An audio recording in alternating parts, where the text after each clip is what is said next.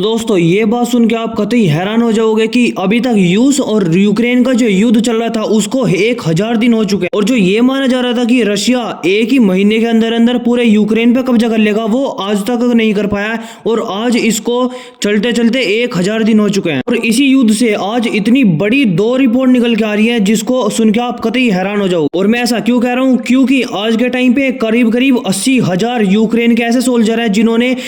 Russia के खिलाफ लड़ने के लिए मना कर दिया है। और अब पूरे यूक्रेन से ये खबर निकल के आ रही है कि जब इन 80,000 सोल्जर ने लड़ने के लिए मना कर दिया है तो आज के टाइम पे जो यूक्रेन की स्पेशल फोर्सेज है वो यूक्रेन के युवाओं को जबरदस्ती पकड़ रही हैं और उनको मना रही हैं कि कैसे न कैसे करके बस तुम रशिया के खिलाफ हमारे साथ लड़ो। उसके पीछे सबसे बड़ा कारण ये बताया जा रहा है कि आपको पता होगा कि कुर्स्क राज्य जो है रशिया का, वहां पे अभी यूक्रेन ने कब्जा कर लिया था और वहां पे रशिया ने इतनी बड़ी बमबारी करी और वहां पे करीब करीब रशिया बोल रहा है कि 15,000 से ज्यादा सैनिक मार चुका है यूक्रेन के। और इसीलिए यूक्रेन अपना दावा बनाने के लिए कुर्स्क राज्य में रशिया के अपने और भी जवान भेजना चाहता है रशिया के अंदर। ऐसे में यूक्रेन ये बोल रहा है कि जितनी भी ये सब रिपोर्ट निकल के आ रही है ये सब फेक फैलाई जा रही है और पूरी जो मोरल है उसको डाउन करना चाहता है रशिया। ये सभी गलत गलत इंफॉर्मेशन रशिया फैला रहा है और रशिया ये दिखाना चाहता है यूक्रेन के सैनिकों को कि तुम ये वॉर हार रहे हो और ये जो युद्ध कर रहे हो तुम एक दूसरे हमारे देश के ऊपर,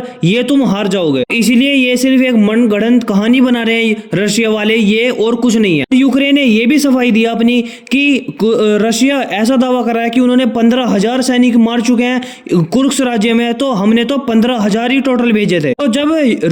रशिया 15,000 के 15,000 मार चुका है तो अभी तक एक भी इंच जमीन क्यों नहीं वापस ले पाया कुर्स्क राज्य। खैर ये दोनों एक दूसरे के दावे हैं, कभी रशिया दावा कर रहा है कभी यूक्रेन। और दूसरी खबर ये निकल के आ रही है कि जो रशिया का न्यूक्लियर डॉक्ट्रिन है उसके अंदर बड़े बदलाव करे गए हैं ताकि जो रशिया है वो according to rule and regulation आराम से यूज कर पाए अपने न्यूक्लियर हथियार यूक्रेन के खिलाफ। और ये जो मैं आपको बता रहा हूँ न्यूक्लियर डॉक्ट्रिन, ये एक ऐसी चीज होती है जिससे कि पता चलता है उस देश को कि कब कब हमें अपने न्यूक्लियर हथियारों को यूज करना है। जैसे ही रशिया ने ये सभी जो न्यूक्लियर डॉक्ट्रिन के रूल रेगुलेशन ये चेंज करे तो अब इससे ये आशंका बहुत ज्यादा बताई जा रही है कि अब कभी भी रशिया यूक्रेन के ऊपर न्यूक्लियर हमला कर सकता है और according to their rule regulation ये आराम से यूज कर पाएंगे ये सभी न्यूक्लियर वेपन। तो रशिया के जो प्रधानमंत्री है व्लादिमीर पुतिन, उन्होंने ये बोला है कि आज के टाइम पे जो यूक्रेन है वो हमारी बहुत ज्यादा बड़ी जो एरिया है उसके ऊपर कब्जा कर चुका है और भी जो अपने एक सोल्जर है उनको इकट्ठा कर रहा है ताकि और भी जो रशिया का एरिया उसको कब्जा है। और अगर यूक्रेन दोबारा से ऐसा कुछ करता है कब्जा करने का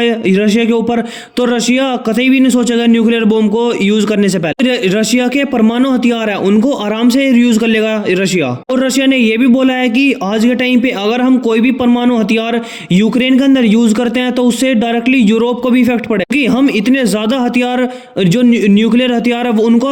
लॉन्च करेंगे यूक्रेन के ऊपर कि जिनसे जो रेडिएशन है वो पूरे यूरोप के अंदर फैल जाएगी। तो इसीलिए जो भी यूरोपियन देश हैं जो आज के टाइम पे बहुत ज्यादा समर्थन दे रहे हैं यूक्रेन को और लॉन्ग रेंज मिसाइल दे रहे हैं तो उनको बंद करो, नहीं तो हम फिर परमाणु बम यूज करने से पहले एक बार भी नहीं सोचेंगे। और आज के टाइम पे जो यूक्रेन है वो भी ये बोल रहा है तमाम यूरोपियन देश से कि हमें लॉन्ग रेंज बैलिस्टिक मिसाइल दे दो ताकि हम जो रशिया की कैपिटल है मॉस्को उसको डायरेक्ट हिट करें और जो रशिया के और इलाके हैं वहां पे तमाम हम मिसाइल से अटैक करें ताकि हम भी रशिया को बता सके कि हमारे पास भी लॉन्ग रेंज मिसाइल्स हैं। बाकी इस न्यूज के ऊपर आपका क्या व्यू पॉइंट है वो कमेंट सेक्शन में जरूर बताना और लाइक और सब्सक्राइब जरूर कर लेना।